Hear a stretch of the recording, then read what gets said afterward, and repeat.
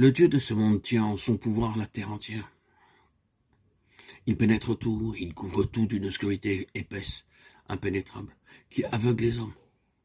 Si vous voulez être un combattant dans la guerre offensive contre lui, si vous voulez avoir l'assurance que Dieu est avec vous et qu'il veut chasser devant vous les puissances des ténèbres, il faut que vous demeuriez dans une attitude de mort au monde. Loin de moi la pensée de me glorifier d'autre chose que de la croix de notre Seigneur Jésus-Christ, par qui le monde est crucifié pour moi, comme je le suis pour le monde. Galates 6,14. Paul déclare ici quelle était sa position vis-à-vis du monde. C'est maintenant votre affaire de vous approprier par la foi l'œuvre pleinement accomplie de Christ et de compter sur le Saint-Esprit pour la rendre efficace. Quand vous rencontrez Satan sur votre chemin, quand vous entrez en lutte avec lui, à ce moment-là, faites l'œuvre parfaite de votre Sauveur. Tenez-vous de pied ferme sur ce terrain. Et le Saint-Esprit vous mettra au bénéfice de toute la puissance qui en découle, ce qui aura pour résultat de faire fuir l'ennemi.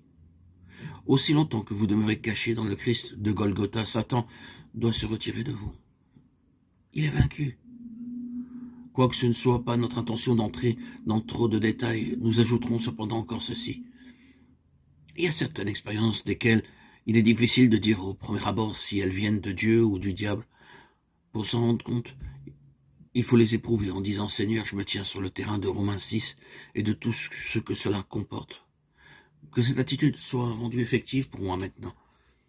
Certaines âmes de ma connaissance, après avoir passé par des expériences surnaturelles qu'elles avaient cru venir de Dieu, ont expérimenté que ces choses ont disparu définitivement, dès l'instant où elles ont pris l'attitude décrite.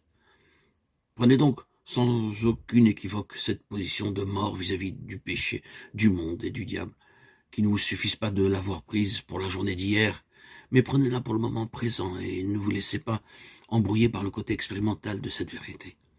Dieu la rendra vivante dans votre expérience pratique pour autant que vous vous maintiendrez sur le terrain de l'œuvre parfaite de Christ, de Romains 6, et de tout ce que cela représente.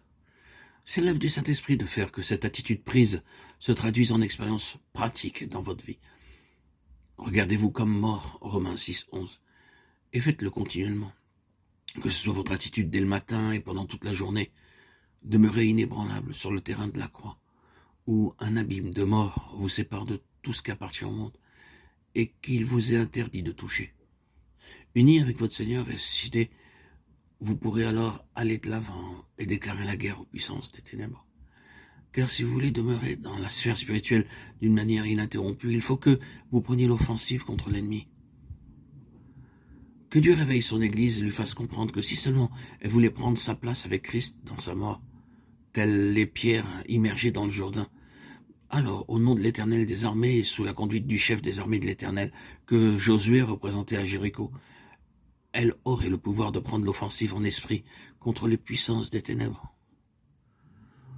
Notre attitude a plus de puissance que nous ne le pensons, et si nous déclarons « Je m'élève contre les puissances des ténèbres, contre les jagissements du diable », l'Éternel, notre Dieu, les chassera de devant nous.